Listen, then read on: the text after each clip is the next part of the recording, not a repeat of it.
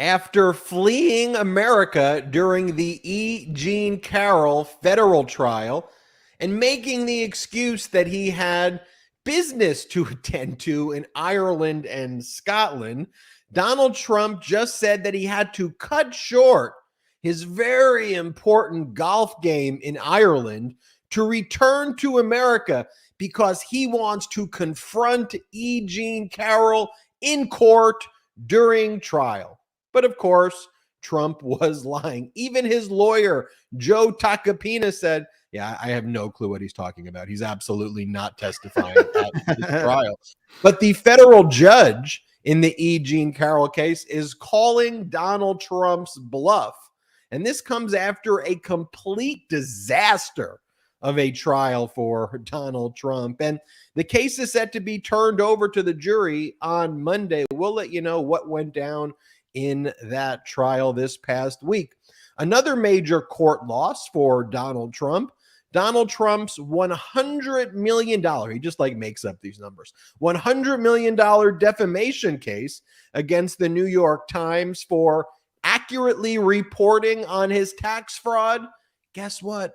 It was dismissed by a New York court. And not only that, but the New York Times was awarded attorney's fees, likely hundreds of thousands of dollars. Another Donald Trump and Alina Habba specialty for you right there. And this, as the New York State Court judge presiding over the Manhattan District Attorney's criminal case against Donald Trump, stated that trial is going to take place in February or March 2024, and that a protective order would be in place, get this, restraining Donald Trump from threatening judges, lawyers, witnesses. A very novel concept, hey? We'll talk about that.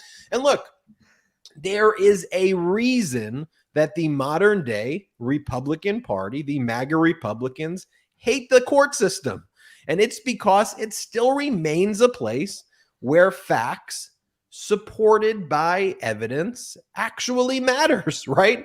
Outside of the courts, the MAGA Republicans just continue to get these platforms on right-wing disinformation media, which doesn't hold them accountable, where they just defame President Joe Biden every day with completely fraudulent and frankly disgusting allegations. Also, the Republican leaders on the House Judiciary Committee tweeted that the disgraced right-wing Supreme Court Justice Clarence Thomas was the GOAT. They actually said that Justice Clarence Thomas was the GOAT, the greatest of all time.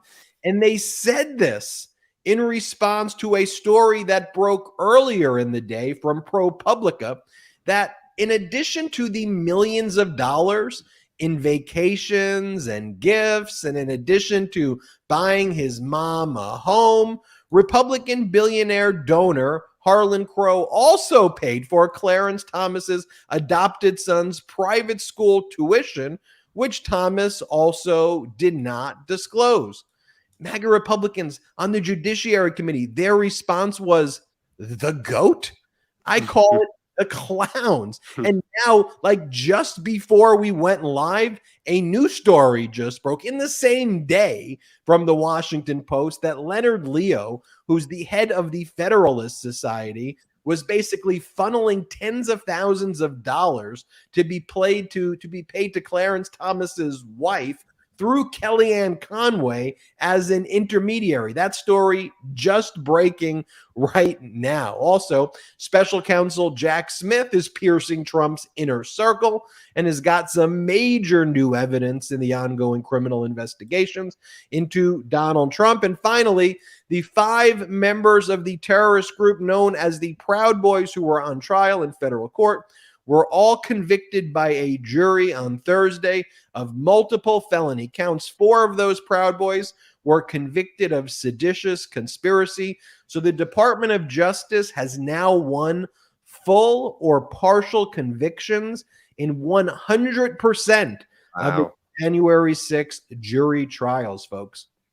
This is the Midas Touch podcast. I'm Ben Meiselas, joined by Brett and Jordy Meiselas. We're all on East Coast time. Let's go. Let's go. Gotta love the East Coast time. We're adapting, Brett and I. It's a struggle. Yeah, it's a struggle, guys. It's the East Coast life is a struggle. See, we get to look like we have superhuman powers, I think, when we're on the West Coast, because it looks like, wow, they're up really late, working really late, and we could still get up like at a normal time and relatively be on top of things, but this just ruins the whole thing. You see the dark circles under my eyes. You see us working 15-hour days, but we're here to deliver you all the facts. Man, the DOJ, 100% conviction rate or partial conviction. I mean, that is absolutely unbelievable. Ben, that's a lot of Antifa and BLM protesters going to, the Proud Boys were there. Seditious conspiracy. It feels like just yesterday, actually, when we heard Fox News incessantly make comments like, they keep calling it sedition, but I haven't seen anybody charged with sedition.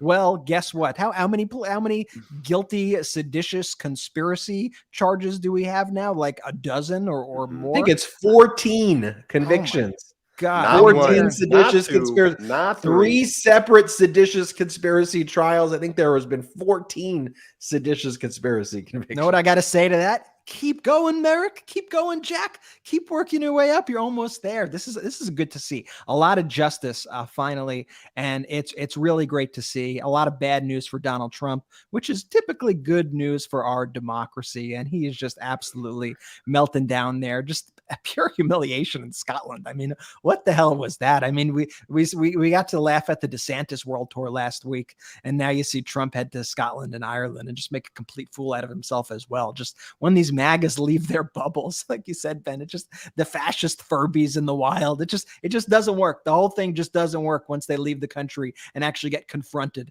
It's just all totally bizarre. Jordy, how are you doing, man? I'm doing good. I'm so happy to have you guys on the East Coast. Now you guys understand the struggle of someone who lives on the East Coast. You know what I'm saying? That's why me as the youngest brother actually looks 20 years older than both of you guys, man. The East Coast is stressful. We work out here. It's not that La La Land crap that you guys are doing over there in California. It's real America. Yeah, there you go. What's up, big bro? We're going to have a big show tonight. Like so just so the audience knows, when we do these shows, like we put together like really robust outlines, like of the most important consequential news of the day to bring you up to speed. And just an hour before the show, I mean, bam, bam, bam, just hit with more breaking news that we'll definitely get into here. I'm excited. Yeah. You know what I got to say to that, Jordy? Stand back and stand by. We got a big episode of the Midas Touch podcast coming your way. Ben, where shall we start? I guess we should start where you talk about fascist Furbies in the wild. And for those saying, Brett, what in the world are you talking about there? I compared this MAGA I'm going to say this for you guys saying that. Make sure you listen to every episode of the Midas Touch podcast. How dare you for missing episodes and not getting the reference? I'm just kidding, Ben. You could explain it. You know, we called this MAGA Republican language. We called it kind of fascist Furby talk because it's unclear unless you're living in the echo chamber. Everybody know what the Furbies are. The Furbies, well, from I think 20 years ago, 25 years ago, it was like the hottest Christmas gift, right? And it was these like little furry technology things, and they would just go. And so what we would say here is that, you know, when these MAGA Republicans like talk to each other, it's their own language that they talk about, and it's like, and that's why you can't get into a debate with a Furby. I mean, right? Like if you start debating a Furby, you put yourself on the level of the Furby. But that's why when they like want to bait you into talking about, they want to act like bathrooms and pronouns are like the biggest issues that Americans are dealing with. Like you can go Furby, Furby, Furby and have that conversation with them. Or what you should really do is be like, what the heck are you even talking about? Like, no, I don't wake up thinking about pronouns, okay? I don't wake up thinking about the bathroom other than I have to go to the bathroom. But I'm not thinking about, oh my God, is that person going to use this bathroom or that bathroom? Like, it's just not one of the top 1,000 things that actually like cross my mind. And there are real issues that we have to deal with where MAGA Republicans are like, while they're all into talking about their pronouns, like when it comes to the debt ceiling, they're happy to be like, you know what?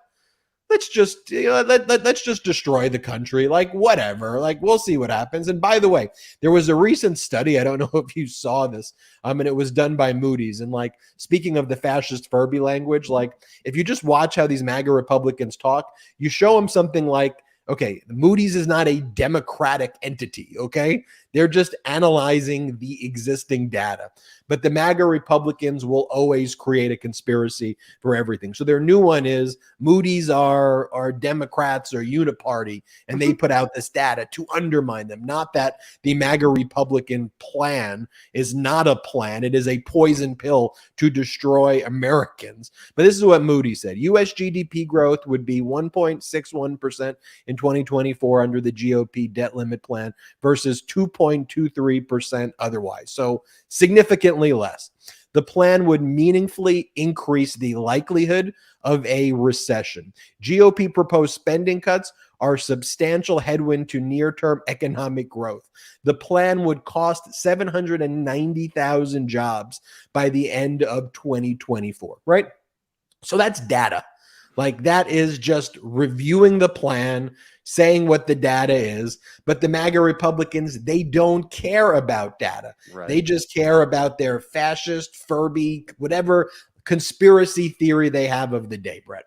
Yeah, no, I mean, they're averse to anything that goes against their worldview and goes against what they're told. So, you have this whole ecosystem, this whole toxic ecosystem on the right that's just pumping out propaganda every single day, right? Just nonstop. And Republicans tend to think that the media and the justice system, oh, it's all biased. They're all against us all the time. I don't understand what's happening. How could they just be going against? Look, they're writing all these negative stories, but why are they never writing about Hunter Biden? Why are they never pursuing Burisma? Why are they never doing that? Whatever the term du jour is by the Republican Party. And it's because these claims are not taken seriously by reputable organizations. So it's not taken seriously by the actual media. It's not taken seriously by the Department of Justice, who may investigate these things, by the way, and then be like, oh, there's nothing there. This is BS. And so they think that there is an inherent bias against them because of all this. But it's actually kind of the opposite of what they think.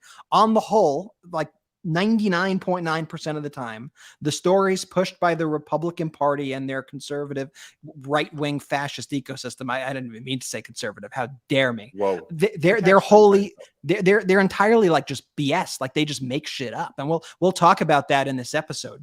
They will just throw things at the wall, see what sticks, and they, like, out of thin air entirely. And they pick the most salacious, most kind of disgusting, most abhorrent claims so that they could get headlines, so they could be invited previously onto Tucker's show, now onto Hannity's show, and now on these bizarre Newsmax and OAN shows. And they brainwash people into thinking that these are real things. And then ultimately what happens? Reality gets in the way of their BS. Reality gets in the way of their lies. All of a sudden, what's happening? Donald Trump is getting indicted.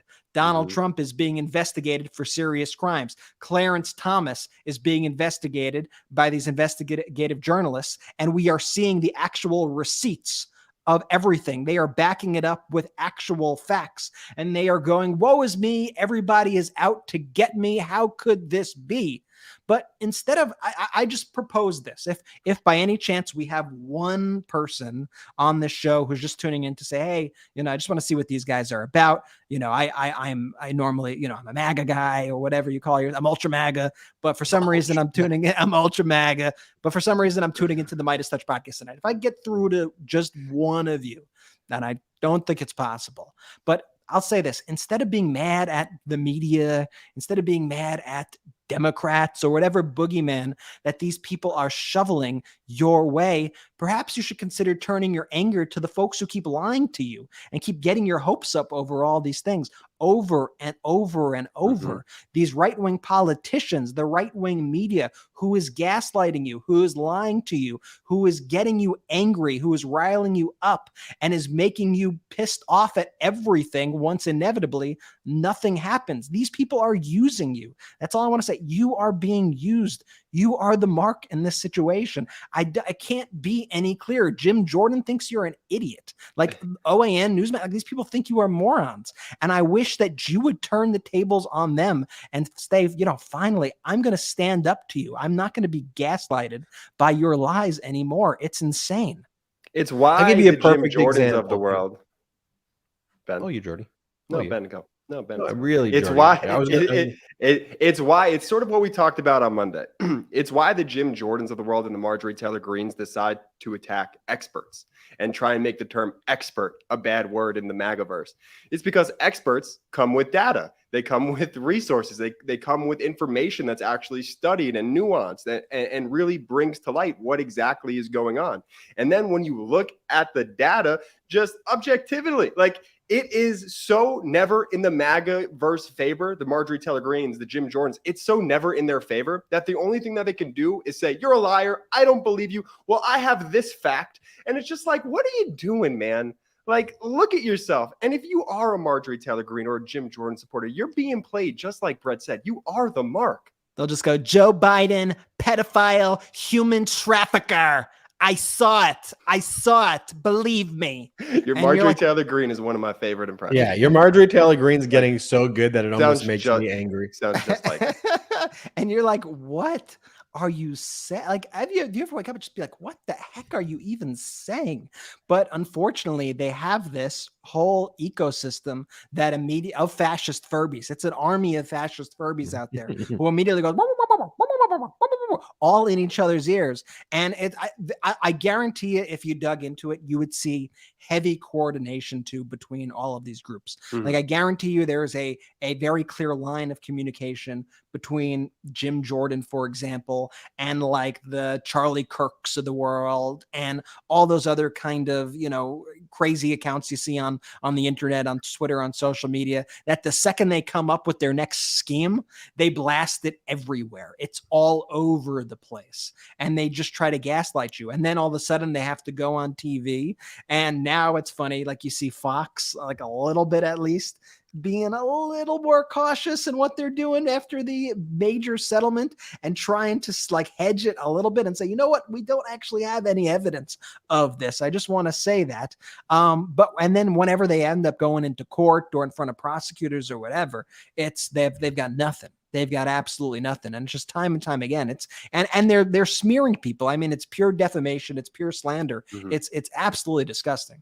Well, let's talk about what happens in the court, right? Because you have this E. Jean Carroll trial. We're now in the second week of it. E. Jean Carroll's got great lawyers who are doing what you're supposed to do in trial, right? Put on evidence, put on witnesses, and to make your case to the jury. On the other hand, you have Donald Trump's lawyers who have stated they're not going to put on any witnesses at all, that Donald Trump was not going to show up as a witness. They're not even going to call their expert witness. And I want you to think back too. Do you remember in connection with the New York Attorney General's preliminary injunction where they were putting on where they wanted to get a financial monitor, which they ultimately won, to oversee Donald Trump and the Trump organization's finances?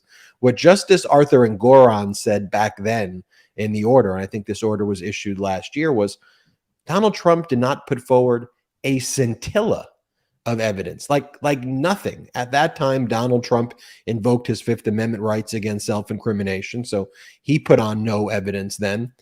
And they put on no witnesses. Like when you are trying to rebut a preliminary injunction, what you do as a lawyer is you get individuals to sign declarations truthfully under penalty of perjury to rebut the facts of the moving party.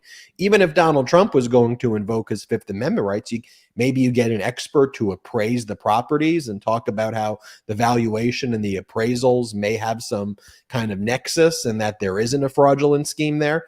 But they don't even do that. And then what does Donald Trump say about Justice Arthur Engoron? Oh, he's a horrible judge. He's a hack. He hates me. Every judge hates Donald Trump, right? Is what he Coincidence. says. And it's the same thing here in the E. Jean Carroll case. Not a scintilla of evidence. And what Donald Trump's plan evidently was, and the judge called his bluff on this. This is Donald Trump's plan.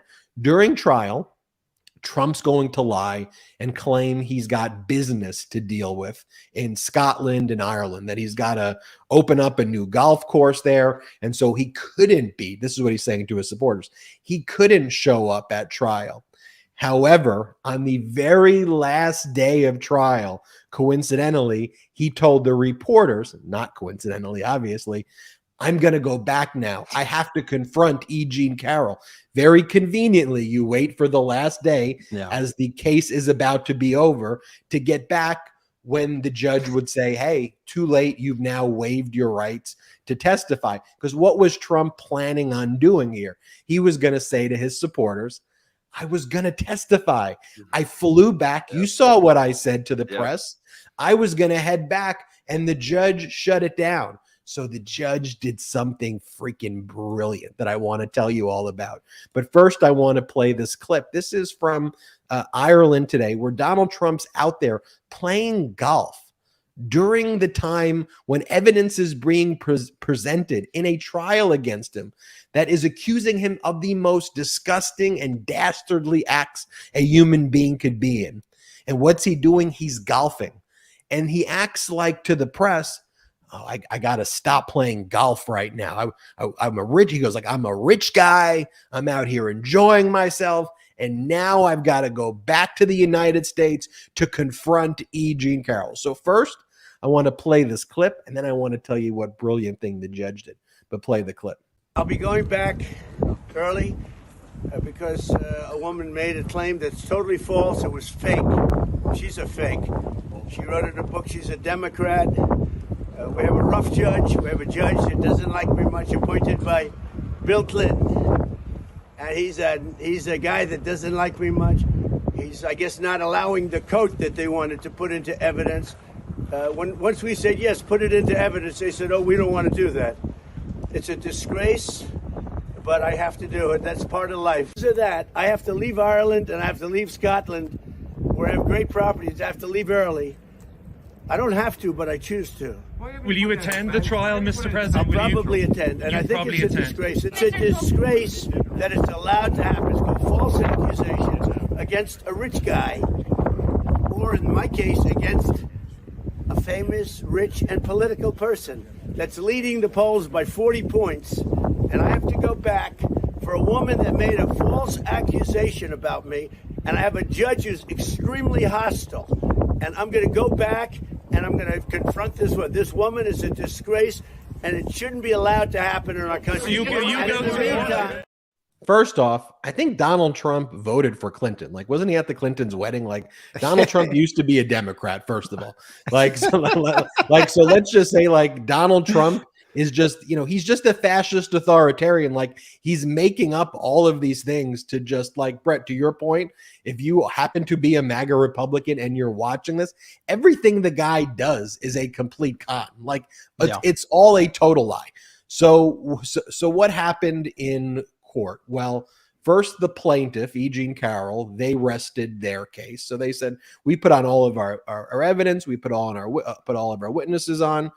We played Donald Trump's deposition. We have no more evidence to present. So then it went to Donald Trump's lawyer, Joe Tacopina, and Joe Tacopina said, the defense rests. We're not putting on any witnesses. And then the judge said, well, what about your client, Donald Trump? He doesn't want to testify. And then Tacopina had to say, no. He's waived his right to testify. Tacopina actually said that because the judge confronted him. But the judge didn't accept that representation. What the judge says is, you know what?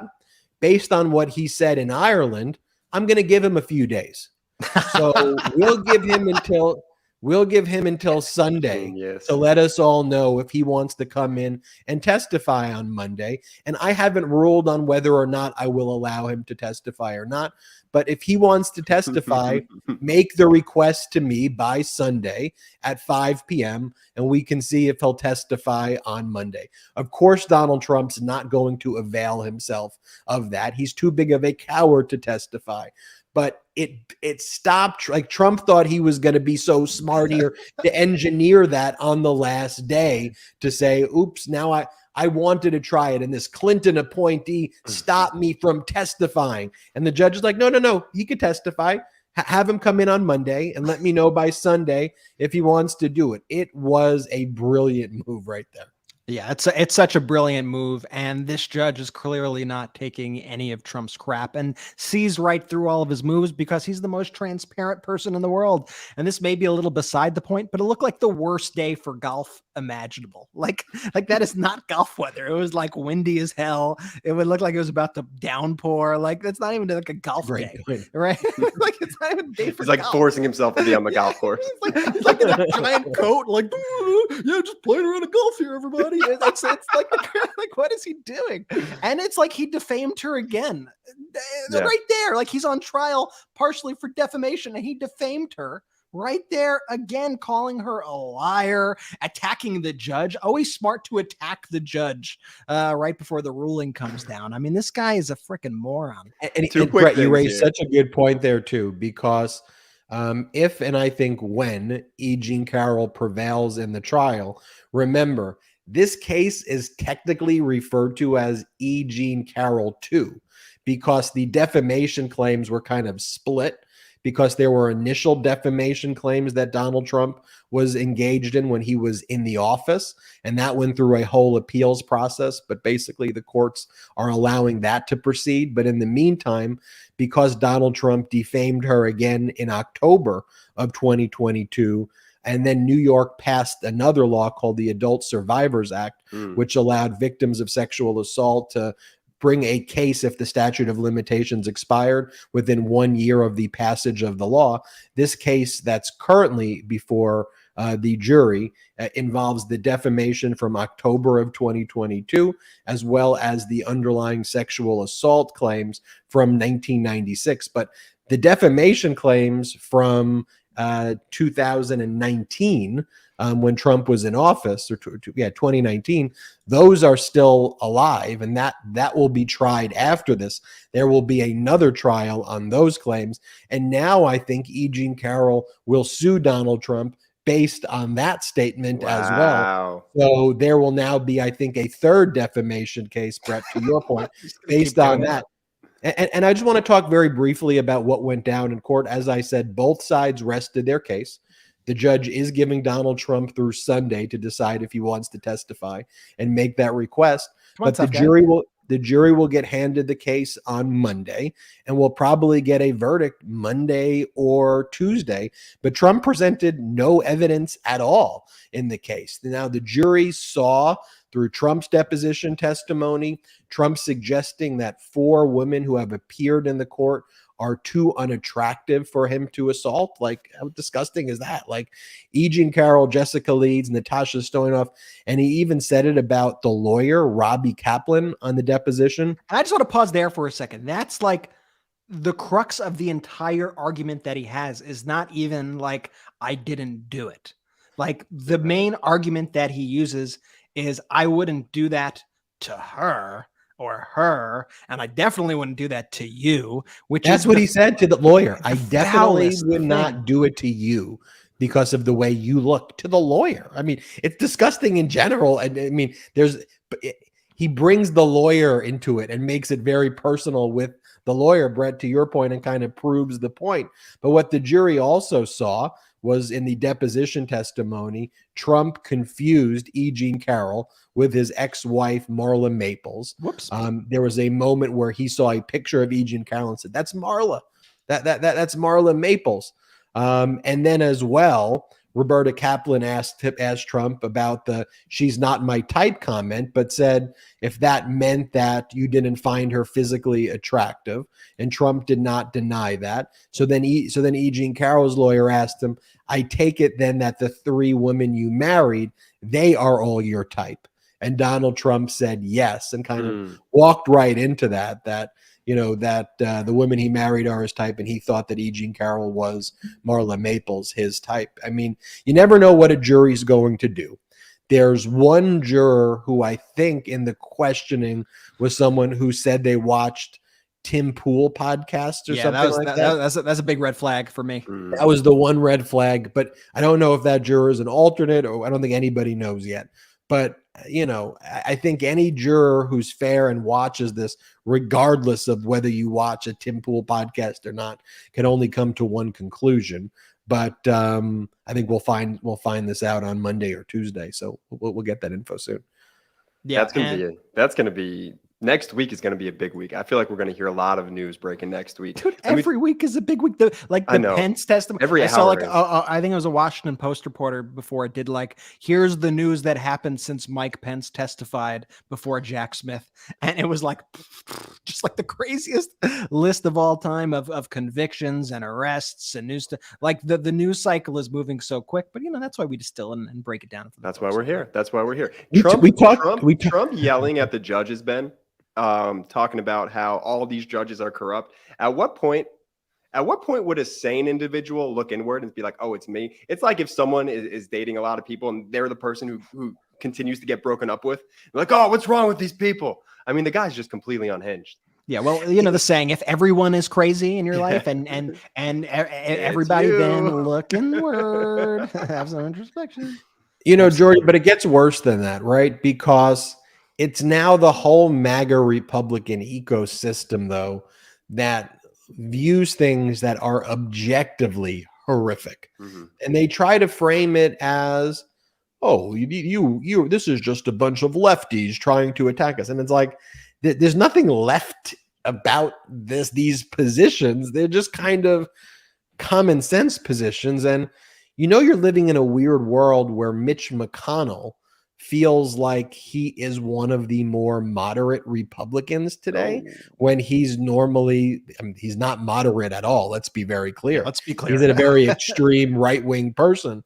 But compared to the Marjorie Taylor Greens and the Boeberts, sometimes Mitch McConnell's been getting a pass for just what a despicable person he is as well, because relative to Marjorie Taylor Greene, he looks somewhat normal, but let's not normalize Mitch McConnell. So going back to this idea of the MAGA Republicans all say, oh, well, this is what the left is trying to do. Let me show you what Mitch McConnell said about Clarence Thomas and what he called as these politically motivated attacks by the left, because Clarence Thomas, he says, was just someone who was just taking vacations. How would you attack a man for vacations? Here, play this clip. Now we've got the next raft of silly personal attacks. This time, the left and some of their media allies want the American people to gasp in horror, that one Supreme Court justice vacations with his friends, that another one sold his house when he moved, and that Chief Justice Roberts' wife has a career outside the home. The Democrats even tried to pressure Chief Justice Roberts to trade the Supreme Court for their kangaroo court and show up in person today to hear them grandstand. A totally inappropriate request, as the Chief's polite and facts-based reply made clear. I want to talk about just how despicable that is that you just watched. Then I want to show you what the other Republicans are saying, what the House Judiciary GOP Twitter account put, where they called Clarence Thomas the GOAT, the greatest of all time, in response to these horrific scandals. We'll talk about that, but let's just take a quick break. Support for Midas is brought to you by Manscaped, who has the best in men's below-the-waist grooming products. That's right, their products are precision-engineered tools for your family jewels. Join over 8 million men worldwide who trust Manscaped with this exclusive offer for you. 20% off and free worldwide shipping with the code MIDAS at manscaped.com. Look, everyone knows that you have to be careful when dealing with the family jewels. You definitely don't want to use an old crusty electric trimmer. Yikes! That's why I'm so excited to partner with Manscaped. Manscaped's Performance Package 4.0 has arrived, and oh man, it's a game changer. Inside this package, you'll find their Lawnmower 4.0 trimmer, Weed Whacker, ear and nose hair trimmer, Crop Preserver deodorant, Crop Reviver toner, Performance Boxer briefs, and a travel bag to hold your goodies. First off, the Lawnmower 4.0, this trimmer is the future of grooming, and dare I say the greatest below-the-waist trimmer ever? Their 4th generation trimmer features a cutting-edge ceramic blade to reduce grooming accidents thanks to their advanced skin-safe technology. The Lawnmower 4.0 is waterproof and also has 4,000K LED spotlights you'll need for a more precise shave. And because this trimmer is waterproof, you can say goodbye to the mess on the bathroom floor. You thought that was good, but want to take your grooming game to the next level? The Performance Package 4.0 also includes the Weed Whacker nose and ear hair trimmer. The Weed Whacker is also waterproof and provides proprietary skin-safe technology, which helps reduce nicks, snags, and tugs in those delicate nose holes. Their Crop Preserver deodorant and Crop Reviver toner will change the way you approach your hygiene routine. Manscaped even threw in 2 free gifts to their Performance Package 4.0, the Manscaped Boxers and the Shed Travel Bag. Bring your comfort and boxers to another level. It's time to take care of yourself, so go to manscaped.com and get 20% off plus free shipping with the code MIDAS. That's 20% off with free shipping at manscaped.com and use code MIDAS. Unlock your confidence and always use the right tools for the job with Manscaped. Wow, great ad read there, Let's Joy. go. Let's I got go. the Don't put it in the We don't want to see it. We don't want to see it. But great product, and you can check it out in the description below. Yeah. It's really great. It's a great product.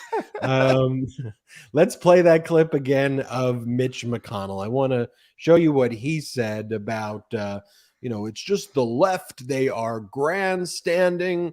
They are mad that Justice Clarence Thomas is just taking vacations, and they're mad that Justice John Roberts' wife is just earning a living. And forget the fact that she earned $10.3 million in commissions from law firms that go before her husband. She's just trying to earn a living, everybody. Just hardworking Americans here and just want to take vacations. Play the clip. Now we've got the next raft of silly personal attacks. This time, the left and some of their media allies want the American people to gasp in horror, that one Supreme Court justice vacations with his friends, that another one sold his house when he moved, and that Chief Justice Roberts' wife has a career. It's so disingenuous. It's outside the insane. home. This is crazy. The Democrats even tried to pressure Chief Justice Roberts to trade the Supreme Court for their kangaroo court and show up in person today to hear them grandstand. A totally inappropriate request, as the Chief's polite and facts-based reply made clear. These Democrats, they're playing these silly games. They are upset that Republicans are singing songs with January 6th insurrectionists. Have you heard of folk songs? Are you anti-song, lefties? You are upset that we are partying with the terrorists? I mean, you go through these things. This isn't like a lefty issue. It's like a common sense issue. No, we don't want Supreme Court justices to get millions of dollars in gifts from donors with agendas, and even regardless if there isn't an agenda, that you don't disclose, that you are required to disclose. No, it's not a normal look. If Chief Justice John Roberts' wife, she should earn a great living. But her living is really going to be working as a recruiter, making more than $10 million for law firms that have cases before her husband. Obviously, why do you think these firms are giving, a lot of this business in you don't think that they want a quid pro quo here for the amount of money that they are paying, but even the appearance of impropriety. And as I always say, and it's so upsetting to me, having gone through law school and just seeing this, like when you call a judge, Your Honor, right? When you stand, when you rise, right? It's because they're supposed to be honorable people. And they bring, by the way, as I've always said, if they're in private practice or whatever, and you want to go take vacations and you make a lot of money, enjoy it. Enjoy it. Like, do what you want to do. I mean, to each his own. I'm going to do me. You can do you. But they're not getting criticized because they're going on vacation or that someone's wife's earning a living. These are the justices, and they're all right-wing justices. It's not like a both sides issue where all these scandals are happening. And it's every single one of them too. It's not like one of them. It's like all of them have these incredible conflicts of interest. You would go to like Neil Gorsuch. It's like, who bought your log cabin for like $2 million in Colorado that nobody else wanted to buy? At this point, these dudes should just, they should just tell us what they paid for themselves. Like, because it's clear that would be a much smaller list at this point. Kavanaugh gets his mortgage paid for, and all of the allegations against him gets covered mysteriously. It's insane. And like McConnell's like, and the person just sold his house. I mean, you're not allowed to sell your house these days. Like, he sold his house to he sold his mother's house to Harlan Crow above market value. And then his mother continued to live in it and still lives in it to this day. And they did tens and tens of thousands of dollars on renovations in the house. And I think the whole kind of corruption of this entire judicial philosophy was on full display when they did this ethics hearing in the Senate the other day. And you had the former Bush AG, Michael Mukasey, I'm probably saying the guy's name off, but John Ossoff did an incredible job questioning him.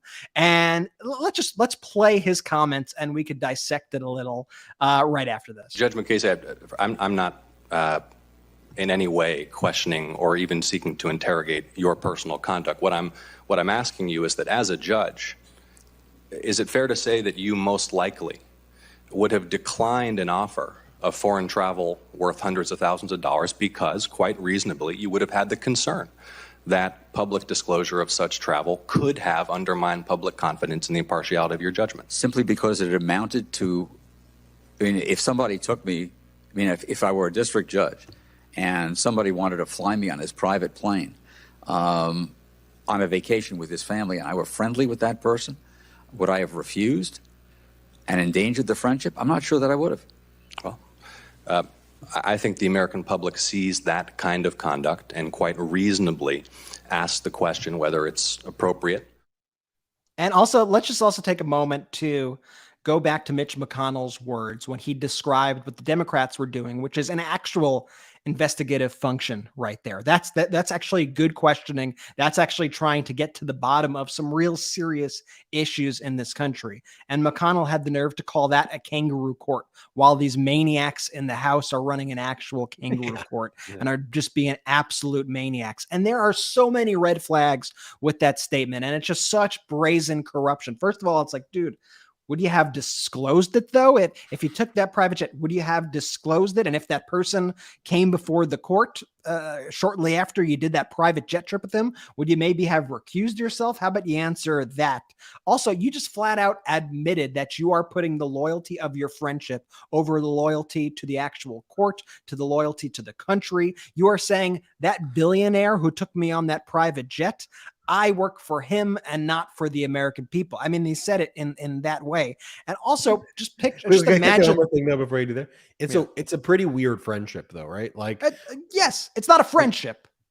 But I'm like, in what friendship situation though would the person be so offended that you're refusing to go on a vacation with them because you have to be a judge? Like, you would think it would be like a pretty basic conversation to have with your buddy. Your buddy's like, hey, we're going out to Aruba. You want to come with Aruba? We'll pay for it. And then you said to your friend, you know what? I'm a district court judge. I don't like the way it looks. And then your friend goes, you're not my friend anymore. Okay.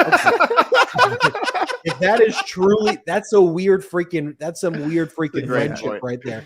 That takes place. You would think the friend would say, look, I totally get it, and I respect that. I guess it's not a friendship, because let's go to Harlan Crow for a second, then I'll circle back to my other point.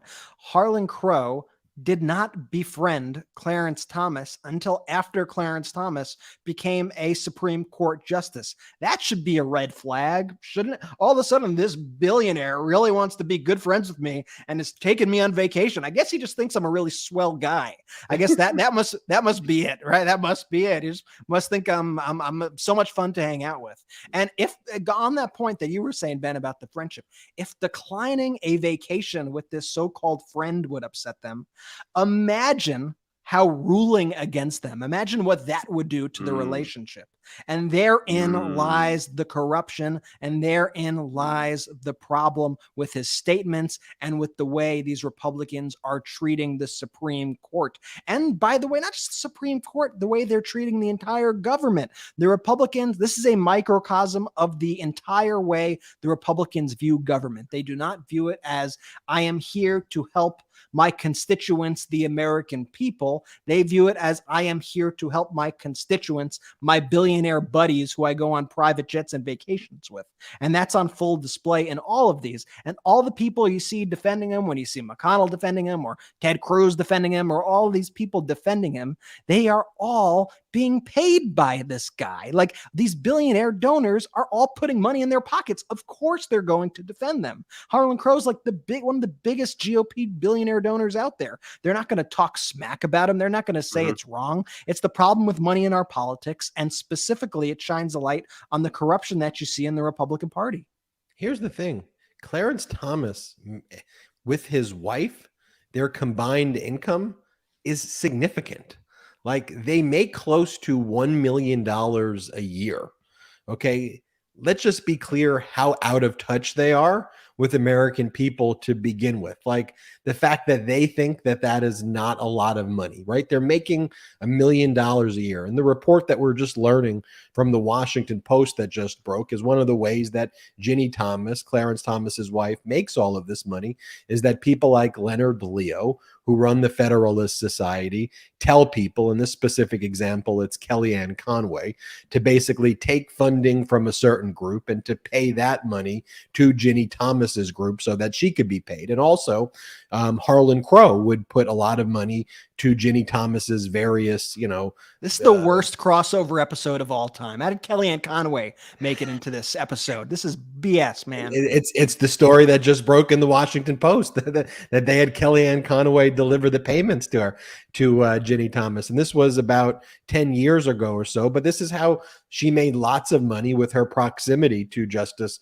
Clarence Thomas. But they made about $1 million a year. So look, this story that broke from ProPublica about Clarence Thomas's adopted son, this guy by the name of Mark Martin, who was living in, it sounded like, very difficult circumstances up to the age of 6. I think his father was in prison. It was technically Clarence Thomas's grandnephew, and Clarence Thomas adopted Mark Martin and said, I'm going to raise you like my child. By the way, pause right there. Very laudable, right? Mm-hmm. Like, Totally. There's nothing to criticize about that. And I think providing that opportunity is awesome. Is absolutely awesome and great. The issue becomes when Harlan Crow pays for Mark Martin, Clarence Thomas's adopted son, to go to these very prestigious and incredibly expensive private schools. So there's one called Hidden Lake Academy, which is a private boarding school in the foothills of northern Georgia, where tuition basically costs $75,000 a year. There was another Randolph-Macon Academy in Virginia, where Mark Martin also went. And again, the issue isn't that, look, if Clarence Thomas wants to send Mark Martin to those specific schools and he wants to pay for it himself, Great. Let me add that Clarence Thomas is also one of the justices who's likely going to prevent President Biden's student debt cancellation program. And meanwhile, you have you have Justice Clarence Thomas using the money of billionaires to fund the education of his adopted son. I guess that's okay in his world. Just use Harlan Crow money. But Clarence Thomas could pay for it. And then if you want to send him, to Hidden Lake Academy, you could pay for it yourself. Or how about this? If Harlan Crow pays for it, then you disclose it. It's obviously a gift to you. And Justice Clarence Thomas previously disclosed when some other entity gave him a similar type of gift from Mark Martin for a lesser amount, $5,000. Clarence Thomas disclosed that, but didn't disclose these things. And what Clarence Thomas, I suppose, is trying to claim, well, technically, Mark Martin is not a biological dependent on for me. So therefore, it was a gift that was being made to Mark Martin, not a gift made to me. Well, if that's your judgment, you deserve to be nowhere near near the Supreme Court. But again, the issue isn't that Mark Martin went to good schools. It's who paid for it and why wasn't it disclosed? And you're a Supreme Court justice. That's the issue. And the MAGA Republicans will be like, well, the lefties, they just want to stop a kid from getting a good education. No, it's not about that. It's just about they're a Supreme Court justice, and stop gaslighting us. Yeah, and then they go so opposite in the other direction. They go, oh, this is awesome. Let's celebrate this. Let's celebrate the corruption. And so immediately after the story breaks, as we said, the House Judiciary GOP, who should be an entity that is investigating issues exactly like this, says, retweet if you think Justice Thomas is the GOAT, the greatest of all time. And they use an emoji of the GOAT. I mean, they tweet like they're teenagers, first of all. And it's just such an affront to the rule of law to make that tweet when you say this, even if you want to hide and be, pretend like you are looking into it. Like even that is better. Like at least the old Republican Party would BS about it and be like, we take accusations, on a whatever basis, and we will look into it and make our best judgment. But they don't even fake it anymore. They've just dropped all pretense. They're like, yeah, we're corrupt. What the hell are you going to do about it? We actually celebrate corruption here. That's what we do. Corruption. That's what we do in the Republican Party. And that's why this whole divide with every single issue out there, it's really not Democrat versus Republican, but they make every issue Democrat versus Republican. Like during COVID, for example, like the most obvious example was like you would see people literally coughing in people's faces. Like actually coughing in people's faces, going, I'm going to give you COVID. That was like a thing that some people on the right would do. And that would be celebrated. That's just a monstrous thing. Like that's objectively a monstrous thing to do. But they'd be like, oh, look at the lib that got owned. Look at it's like, dude, it's you're trying to take away my free speech. The Dems are trying to cancel me. They're trying to cancel me. They're anti-free speech. It's like, no, it's not anti-free speech. It is a basic decency thing. Like part of my free speech is that I want to criticize your conduct, which is horrific. Free speech doesn't give you a pass not to be criticized for being a hateful and racist and despicable person. Period. Full stop. Can we talk about that tweet just a little bit more? Like it gets even sadder when you realize who runs the House GOP account, being Jim Jordan is the one tweeting that out. The Judiciary account, yeah. and then he retweets himself. And then he retweets himself and just has a conversation with himself. Again, not working for the American people, but rather just on Twitter having a conversation with himself. And then just also, it's just so this modern day Republican Party, like is retweet if Clarence Thomas is the GOAT. Like he's obviously the worst human ever, but now they have to paint him because they're all in their MAGA-verse. They have to paint him as the best. Oh, and he's not even the best criminal of all. Like you could make the argument he's one of the worst criminals of all time. They reward corruption. I saw AOC say something online the other day to the effect of like they cast not harassing people as like some sort of leftist liberal, value. And anytime that you speak out against that harassment, they go, stop persecuting me, stop persecuting me. And it's the tactic, and it's what they use. And, you know, honestly, I think that they, in their mind, saw people on their side being quote unquote canceled, which was just having consequences for their disgraceful actions. And they said, let's flip this on their head. And they go in the opposite direction, and they go, oh, you know, they try to pull that card, but in the opposite. But it really doesn't work, because you are trying to cancel people for speaking out against harassment, for speaking out for equality. Like, these are the things that people are going after. And it goes back to what we were talking about a couple episodes ago. It's all about what whatever right-wing nut said out loud. It might have been Charlie Kirk, whatever. It's all about the Overton window, which is they're trying to shift the entire political discourse as far to the right as possible. So they pick the most extremist stances as possible, so that that mark in the middle moves over along with it. And then what happens when that mark in the middle moves along with it? The media kind of buys into the BS, and the media goes, oh, well, we need to be in the center. You know, what people want is they want the center. No, we want the truth. People want the truth.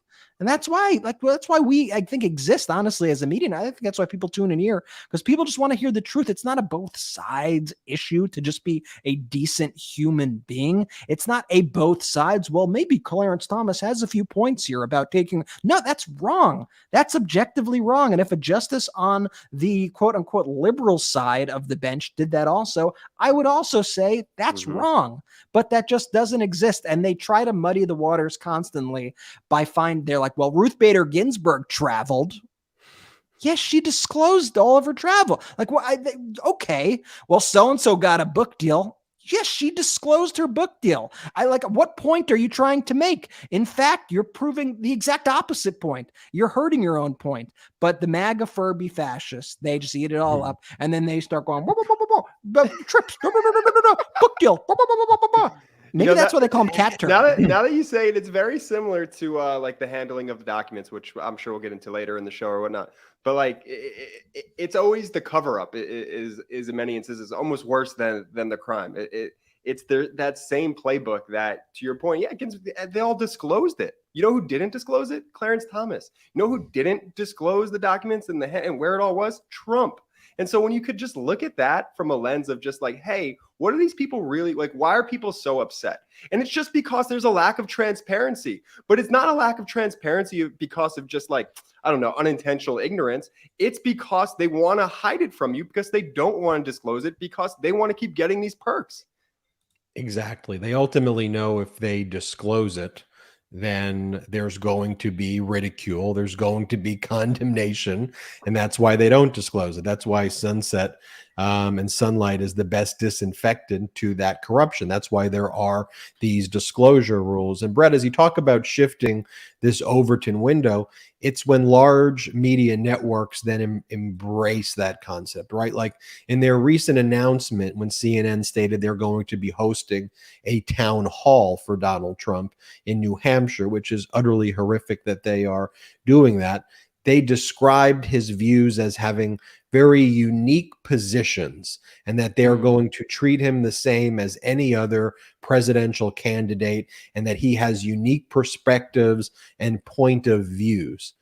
If by unique you mean fascist, if by unique you mean authoritarian, if by unique you mean unique in the history of America, that there's someone who's modeling themselves off of Benito Mussolini, Adolf Hitler, and Vladimir Putin, then you have to call that out. Otherwise, you are complicit. And Donald Trump, the same day that CNN announced they want to platform Donald Trump's unique positions in a town hall, Donald Trump put out this following video where he talks about if he's elected, he's going to use the Department of Justice to seize the private endowments of universities, including private universities, if they support equity.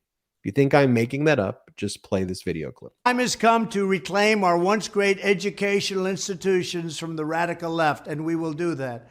Our secret weapon will be the college accreditation system.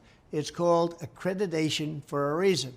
The accreditors are supposed to ensure that schools are not ripping off students and taxpayers, but they have failed totally. When I return to the White House, I will fire the radical left accreditors that have allowed our colleges to become dominated by Marxist maniacs and lunatics. We will then accept applications for new accreditors who will impose real standards on colleges once again and once and for all.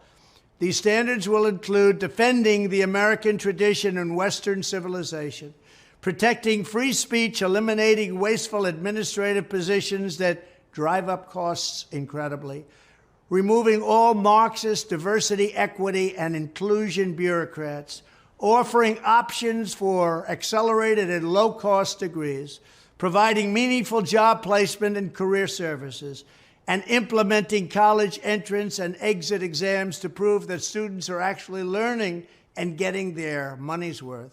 Furthermore, I will direct the Department of Justice to pursue federal civil rights cases against schools that continue to engage in racial discrimination and schools that persist in explicit, unlawful discrimination under the guise of equity will not only have their endowments taxed, but through budget reconciliation, I will advance a measure to have them fined up to the entire amount of their endowment. A portion of the seized funds will then be used as restitution for victims of these illegal and unjust policies that hurt our country. Like, y'all realize that's like literally fascism. That is literally using the government to seize private entities and then to take the entities and distribute it to people who don't support equity. Just want to be very clear with. And when he says, when he's talking about we need to end racial discrimination, it's not what one would think when they hear that they want to end racial discrimination. What he's saying is these schools, if they bring in black and brown students, I'm going to fine them. And I am going to take over their operations as the government. It is the most directly fascist statement imaginable. And it's just like, oh no, he just has some strong ideas, everybody. He just has some strong ideas.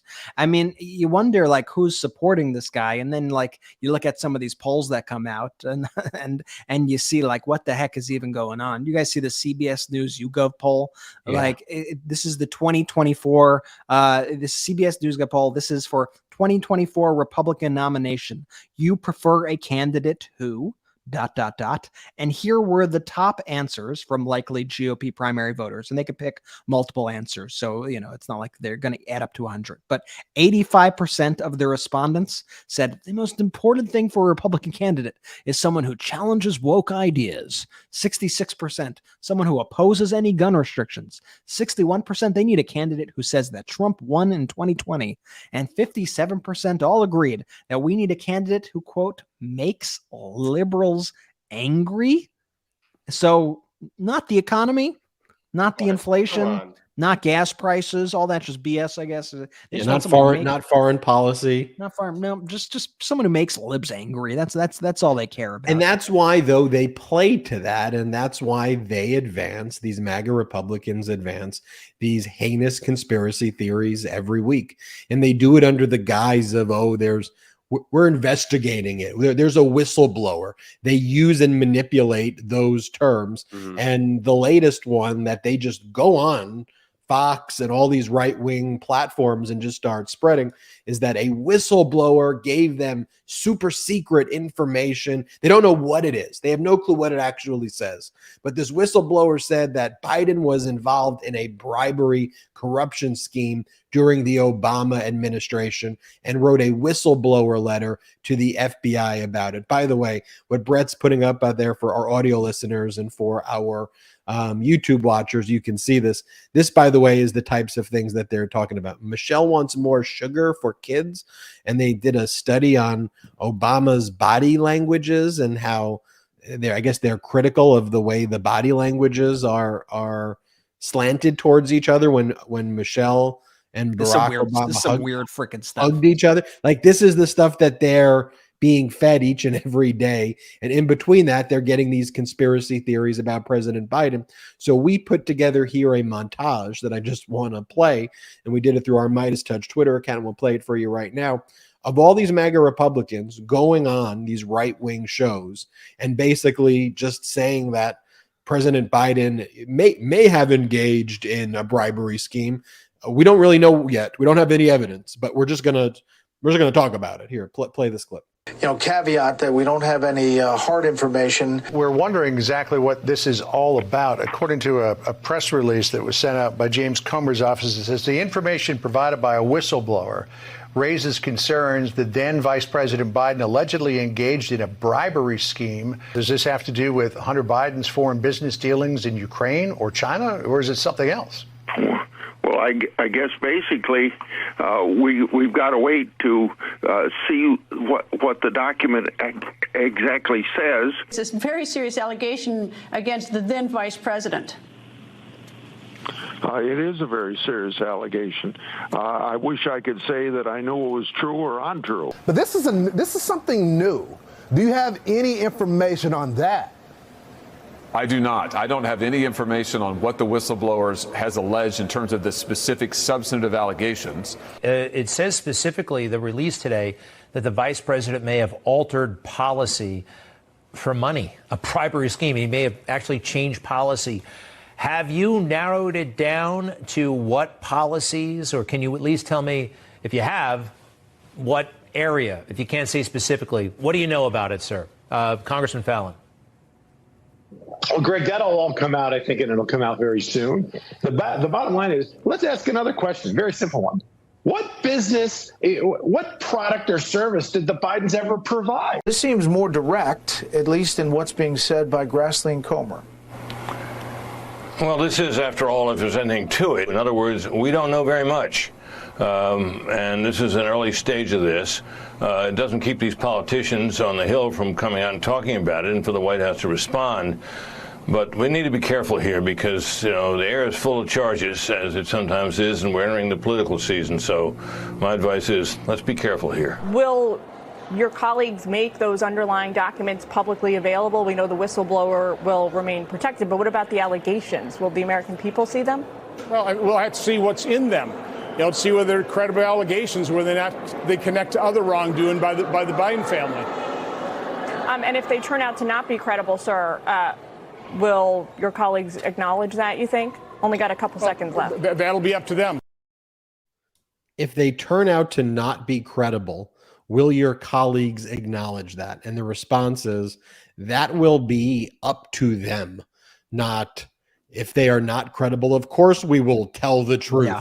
And this goes exactly to the strategy that I was talking about earlier, where they throw out the most salacious, most disgusting claims that have zero evidence. They pretend they have some whistleblower, and then inevitably nothing happens because it's complete BS. And then you have all their supporters and followers go, "Oh, it's just a corrupt system. The corrupt system wins again."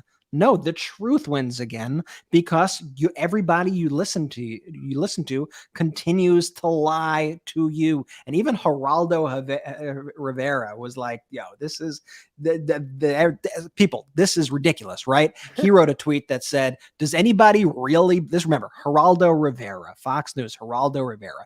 Does anybody really believe President Joe Biden was involved in a criminal bribery scheme? Dollars to donuts. It's another bogus, blowhard, pretend whistleblower.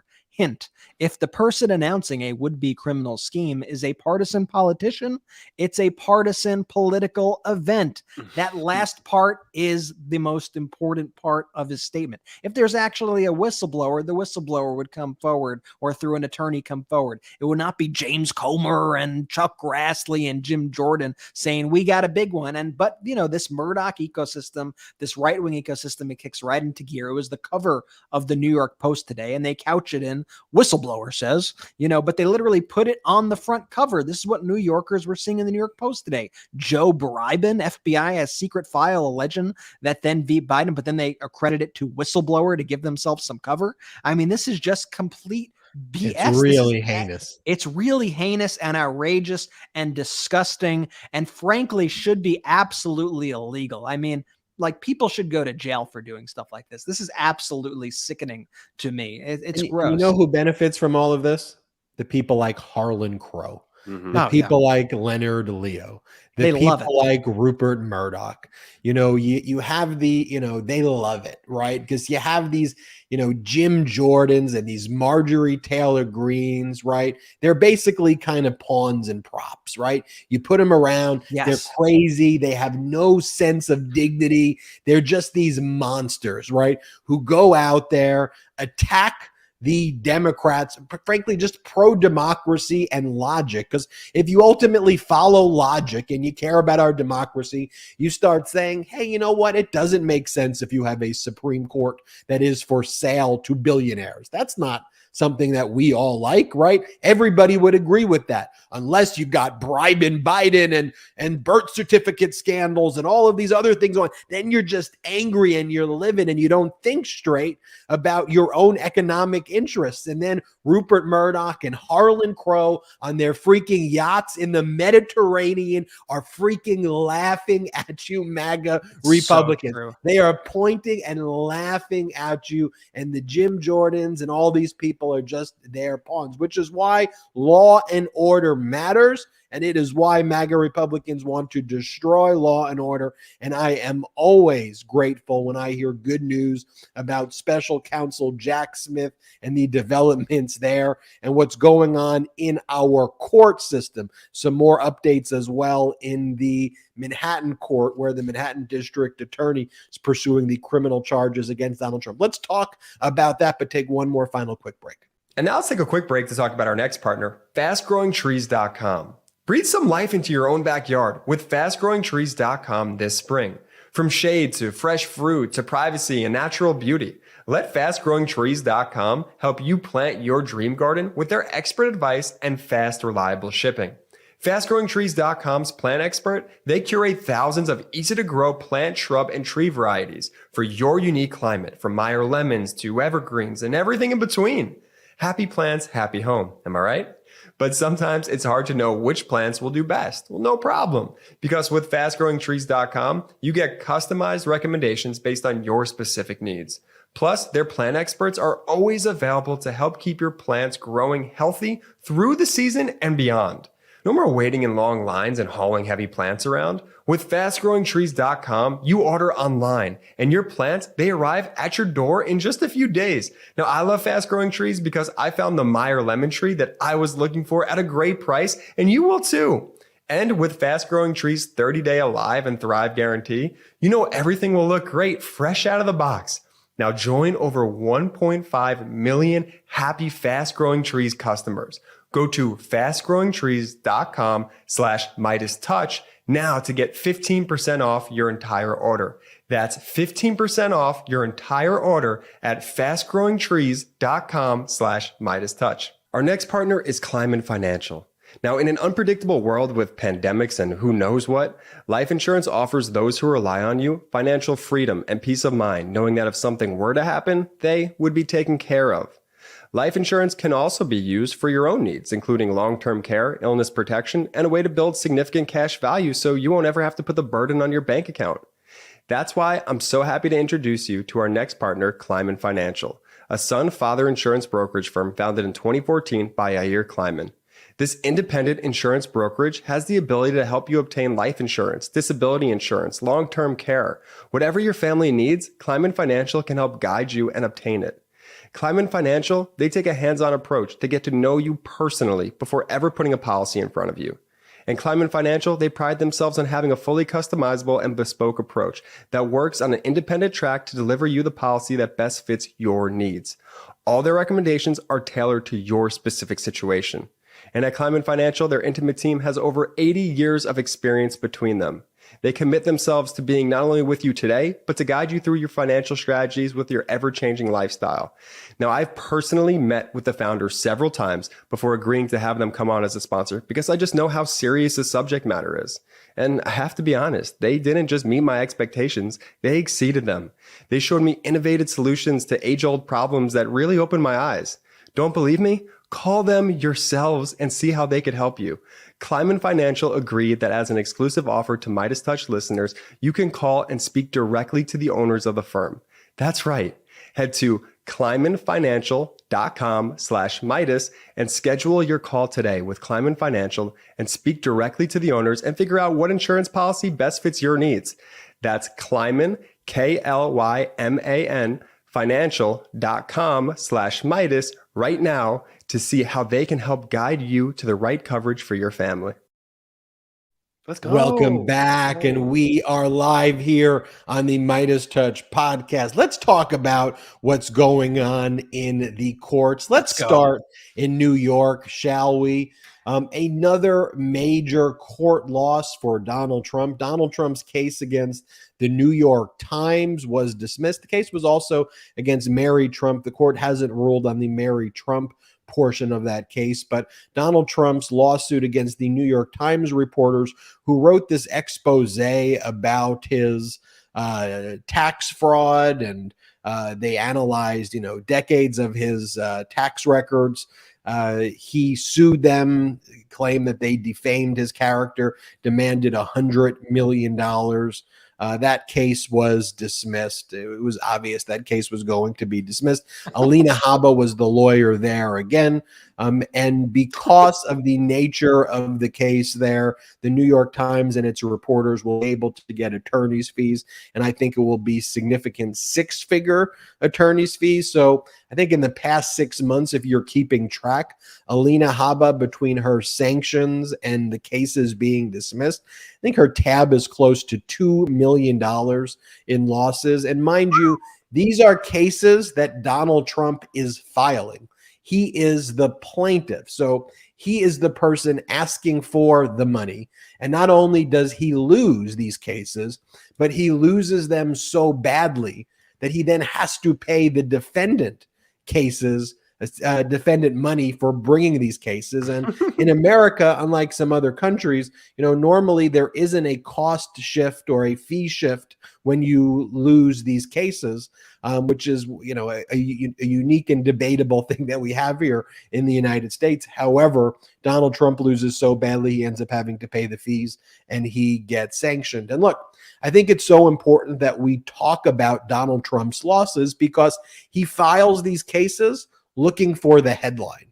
He wants the headline. Donald Trump sues New York Times for $100 million, right? Because it's the same reason that the New York Post wants that headline, bribing Joe Biden. And then it goes, whistleblower. They just think people care about the headlines and the media is too lazy to report anything after that. So if you're just not following the news and you look at that cover, how can you decipher the real news, for example, right? If you see Donald Trump suing the New York Times for $100 million, then he's lying to you and says that it's a great case. And then you just, you're busy. You're doing other things. You don't necessarily follow the story. What if you're in New York and you get a copy of that New York Post, or, you're walking home, you're catching the subway, whatever, you see the New York Post and you see that and it just sticks in your mind, bribing Biden. Oh my God, is he involved in a bribery scandal? Because then the next day, if there's a report in the New York Times or some legitimate outlet that talks about Donald Trump's crimes or his misconduct, like we're going to be talking about in a little bit, that special counsel Jack Smith's investigating, for example, Donald Trump's relationship with the Saudis and how that relates to his stolen documents, like a real thing. The fact that Donald Trump is hosting the LIV golf tournaments at his properties and then spreading disinformation about 9/11 while the Saudis golf tournament is there. Disgusting. And to the average person, sometimes you look at it, you're like, you got Biden's bribing and you got Donald Trump. Oh my God, everything is so screwed up. What do I, and that's what they want you to do. That's part of their disinformation campaign, to just conflate everything and know that most Americans are just so busy that they can't follow all of this. And it's all kind of confusing. And that's why you got to break it down. That's why the media and the fourth estate is supposed to be so important, and why when they've given up on that role, why it's so completely and utterly problematic. In other news, in New York courts, the New York Judge Juan Merchan, who's presiding over the Manhattan District Attorney's criminal case, the 34 separate felony accounts against Donald Trump for falsifying business records, held a hearing on Thursday. And the hearing was originally supposed to be over the issue of a protective order, whether documents should be kept confidential. Can Donald Trump get access to these documents and post about it? And ultimately, Judge Juan Merchan, he's not calling it a gag order. He's calling it part of this protective order. And the protective order is going to be issued relatively soon. And one of the stipulations with this protective order is that Donald Trump's going to have to go on a Zoom call with the judge, where the judge is going to let him know that it will be a violation if you threaten me, the judge, the lawyers, or if you attack witnesses or jurors or attack the court process. You're free to talk about the case. You're free to say you're innocent or whatever you want to say. But if you start threatening people, like with the baseball bat, that will be a violation of the protective order, and you can be held in criminal contempt and be thrown in jail for that. So a pretty big news. It's not getting like reported like that, but I think a very big update there. Also, another big update there is that the judge stated that trial is going to be held in February or March of 2024 and told Donald Trump's lawyers basically he better be here. It's a criminal case, unlike a civil case, so he's forced to be here. Do not book travel plans during that time period because he will be in court. We'll pick the time together, give us some dates, but once we pick it, there's no trips. He will be in this court every single day as a criminal defendant. So mark your calendars for February or March of 2024. That is when the criminal case will go in front of a jury. So you may be looking at a criminal conviction of Donald Trump by late March, early April of 2024 for 34 separate felony counts there. And then finally, Donald Trump's lawyers, they filed a completely frivolous motion to try to remove the criminal case that's in state court because, again, what's the theme here? Oh, I'm being treated so unfairly. Everyone's treating me so meanly here. This case should really be heard in a federal court. Donald Trump just filed a motion to try to remove this case to the federal courthouse. But by the way, you know who the federal judges are in New York? You got federal judges like Judge Lewis Kaplan, who's presiding over the E. Jean Carroll case. Now, I think Trump's hoping that maybe he can pull one of the judges that he appointed, that same right-wing judge who made the bad ruling for the Manhattan District Attorney. I think he's hoping that it goes in front of her again. But there's no basis for federal jurisdiction here. It's a state prosecutor filing state law claims. And in Donald Trump's motion that was just filed, he argues, well, because it happened during the election, it somehow invokes his powers as a former president. Like I read it, it makes absolutely no sense. I'm not even going to try to dissect the illogical nature of that motion, but I just want to let you know that that was filed. And special counsel Jack Smith has really been piercing Trump's inner circle this past week. We previously reported, of course, that former Vice President Mike Pence testified before the grand jury, but let's talk about other people this week who testified. You had Dan Scavino, Donald Trump's head of social media. Scavino testified this week, and Scavino's been the person who's been in charge of all of Donald Trump's Twitter accounts and social media and has always been around Donald Trump. He's, I think, Donald Trump's deputy chief of staff when Donald Trump finished his term in office. And by the way, I think Scavino got his job as Donald Trump's former caddy and then worked at Donald Trump's golf course in Westchester before becoming Donald Trump's social media head and then the deputy chief of staff at the White House, just so you know the career trajectory there. And also you had Matthew Calamari Sr. and Matthew Calamari Jr., who have both been largely responsible in the Trump organization. Calamari Sr. is obviously the father of Calamari Jr. Calamari Jr. is in charge of Trump's security. Calamari Sr. used to be in charge of the security. He's technically the COO of Trump Org, but he oversees lots of the security within the Trump organization as well, and got his son that job. And one of the things Special Counsel Jack Smith's been very focused on lately is potential tampering with surveillance footage at Mar-a-Lago and in other Trump properties. Certain surveillance footage was turned over in response to the May 2022 subpoena to Special Counsel Jack Smith, but not all of the footage. There appears to still be missing footage, and the footage that was turned over was delayed, and there are some inconsistencies in the footage. So was the footage tampered with? Is there footage that is missing? We know, for example, from the footage that has been turned over, that's how the Department of Justice Special Counsel Jack Smith was able to determine that Walt Nauta, one of Donald Trump's employees at Mar-a-Lago who used to work in the White House, was lying when he claimed that he didn't know how certain boxes that had classified documents were moved. The surveillance footage showed that Walt Nauta was moving the boxes.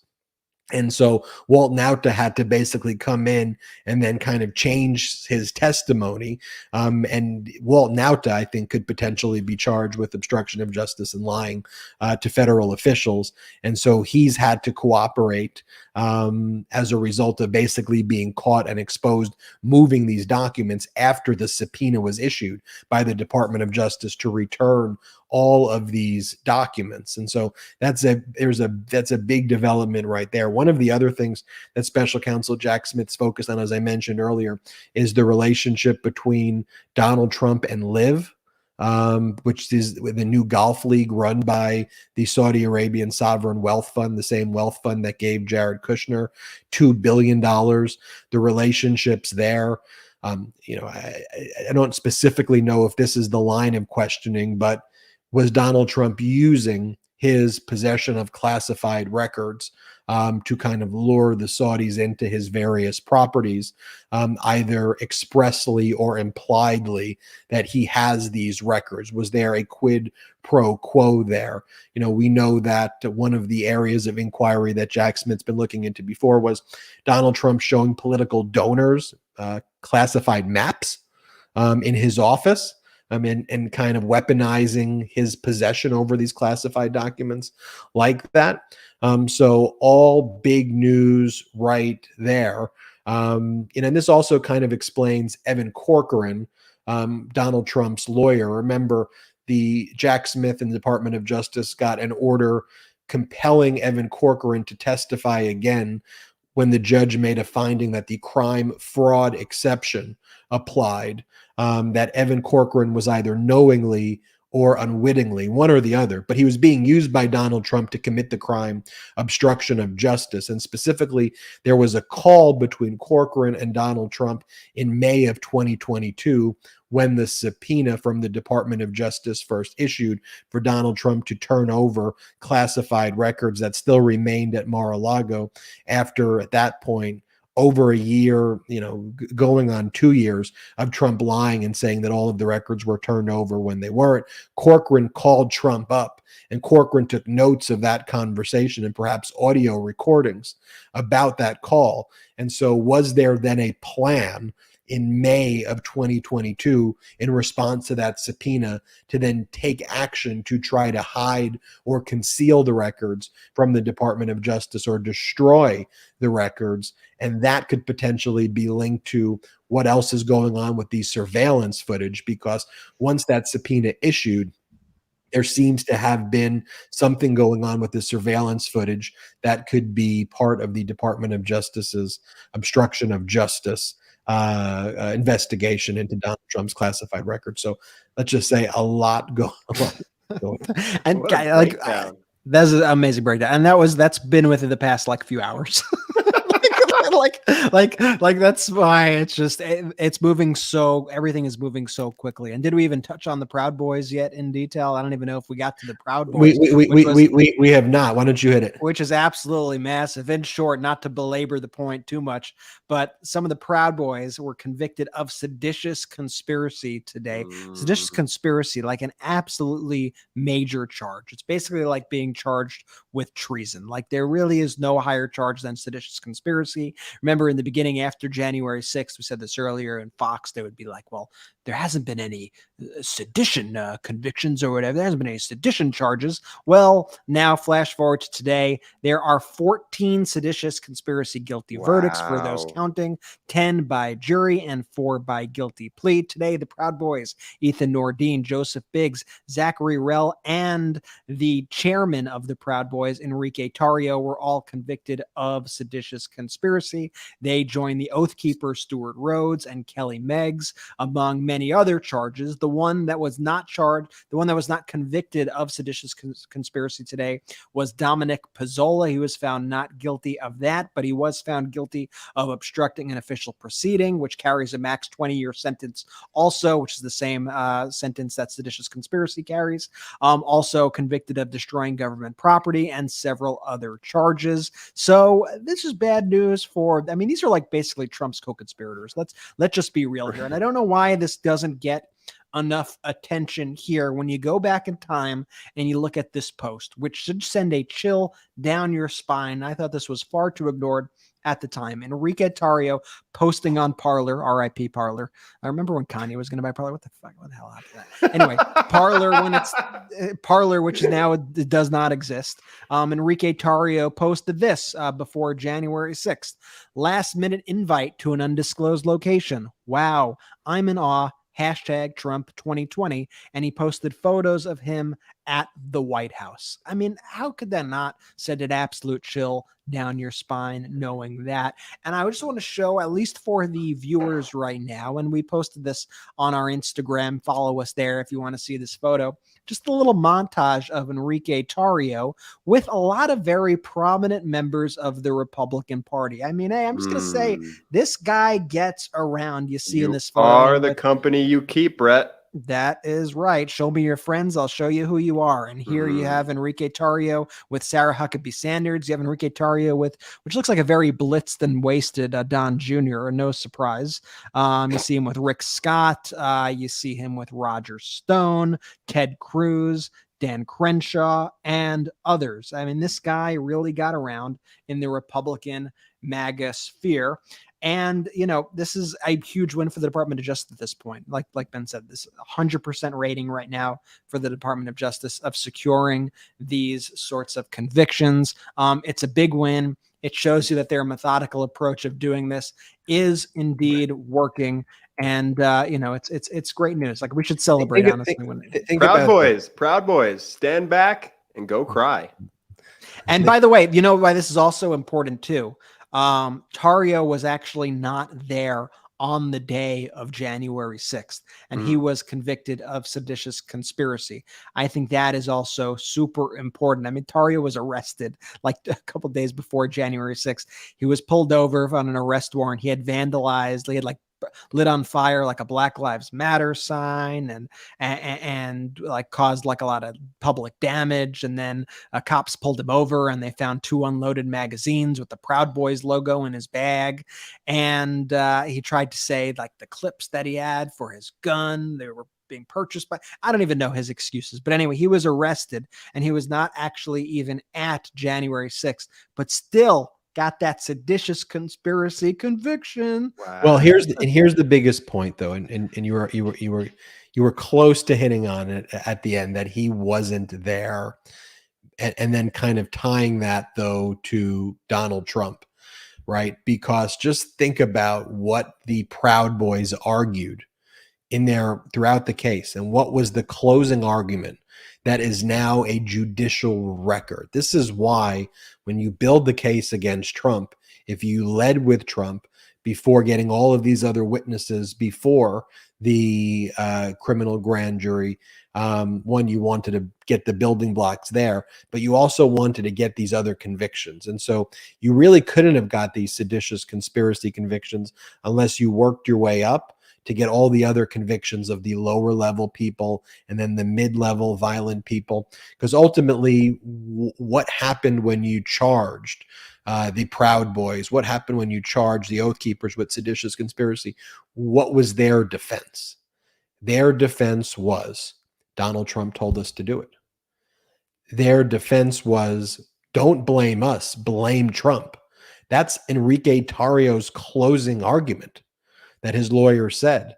You're trying to charge Enrique Tarrio with the crimes of Donald Trump. Stop trying to make him a proxy. He wasn't there. Donald Trump was the one who told everybody to do it. And when you look at the jury instructions for seditious conspiracy, the agreement doesn't actually have to be a written agreement between the co-conspirators. It doesn't even have to be like a formal deal. You don't have to go, okay, here's what we're all going to do. Mind you, that's what Donald Trump actually did. He said, here's what we're going to do on this date. But it doesn't have to be that. It can just be implied through your conduct, which sends an overall message to other co-conspirators to act in a concerted way to engage in the underlying conduct of trying to use force to prevent, hinder, or delay the execution of any law of the United States, right? And so ultimately, now that you've got all of these seditious conspiracy convictions against these Oath Keepers and the Proud Boys, right? 14 so far in total. You have 14 basically separate ways to communicate to a jury about Donald Trump's role in the seditious conspiracy because they're all blaming him. Think about how powerful that's going to be. And you can take in their testimony now against Trump. And you couldn't do that if you charged Trump first. That's the why you climb the ladder that you do in mafia-style prosecutions and here in ultimately the criminal investigation of Donald Trump. And we're talking about, Brett, 100% convictions or partial convictions. We're talking about hundreds of cases so far, like almost 1,000 trials. 1,000. Think about that. And all of those, they haven't lost one. You would think just one, you know, we sometimes joke with each other as brothers when one of us, you know, does something that isn't like great. We go, hey, all you got to do to be a Hall of Famer is bat, you know, 300, you know, bat 350, 3 of 10. They're batting 1,000%. They haven't missed, which is beyond incredible that is taking place. And finally, I just want to show you this clip because I think it ties it all together. And this clip is like, I think perfectly encapsulates the modern day Republican logic. Mm-hmm. And this is President Biden is going to be sending troops to the border because, you know, he thinks that there's action needed there. And so the press asked Lindsey Graham, who was giving a press conference with Ted Cruz, well, what do you think about Biden's plan to send troops to the border? And Lindsey Graham responds a certain way. And then the person asking the question is, well, what do you think about when Trump did it? Play this clip. How are you on the administration sending troops to the border? We heard from Senator Cornyn. I think it's ridiculous theater. It will not change the outcome. Did you feel the same about it being theater when Trump sent troops to the border in 2018? I feel that Donald Trump did the best job in my political lifetime. When Donald Trump did something, it worked. Everything he did, as Ted suggested, worked. I mean, nothing else says MAGA Republican like that right there. And I'm seeing in the chat, a lot of people want to know what the photo is behind me. I'm at my mom's house right now. That's me, Brett, and Jordy from Brett's wedding, and our mom, Randy, right there, who you sometimes she's always in the chat. So you see her there. And I'll just show you right here. I'm in this used to be my bedroom. Wow. Which is now our mom's office. This is the bedroom that I grew up in for 18 years. This was the bedroom. That's now our mom's The brothers, office. the three of us will be getting together actually this weekend. We have a family event, which is why we're all out here on the East Coast. Look at that. Look, Ben, this is our for the audio listeners, is graduation. showing Ben's. Is that your college graduation photo? Law You're showing, school. Ben? Law school graduation. Law and you school got the photo. graduation. Try to go up on the basketball shot if you can, a little closer on the basketball. Good basketball shot. This is a classic Midas Brothers photo right there on the bottom left. I love with it. The three of us holding the basketball in our basketball jerseys. Gotta Love it. I'm excited to see all you two in person over the weekend. This has been a great show. It's been so much fun hanging with the Meidas Mighty. Always a pleasure to bring the Meidas Mighty into our family. The Meidas Mighty really is our extended family, and we hope to keep growing this family, to keep growing this pro-democracy movement, and we can't do it without all of you. So remember, please, if you're listening to this on audio, remember to head on over and subscribe to us on YouTube. If you're here on YouTube, go right now. I'm not kidding. Go right now. Go to the audio podcast, any podcast app, search Meidas Touch Podcast, and you could subscribe. It's free. And you could also look in the description of this episode to get one of the many incredible products from our sponsors and all of our great discounts we have with our sponsors. And there's also a full list of all the podcasts on the Meidas Touch Network for you to subscribe to. Man, we have a lot of free content for you guys to keep everybody informed. You know what, Brett? I just saw in the chat someone said Randy for Congress. Wow. Which is actually a great idea because we live. Not everyone knows. Yeah. We live in what's his name's district? Santos. We grew up in George Santos's district, so that's where Ben is currently in Santos's district as we speak. I will be there next week, and let's take on George Santos. One of us should maybe run on it. I don't know. I'm having too much fun. I got to devote my full time to Meidas Touch. Thank you, everybody, for watching. As Brett said, make sure you hit the subscribe button. Appreciate you. I got to adjust to this New York time and the red eye, but I'll get there. And Jordy, take it away. Shout out to the Meidas Mighty.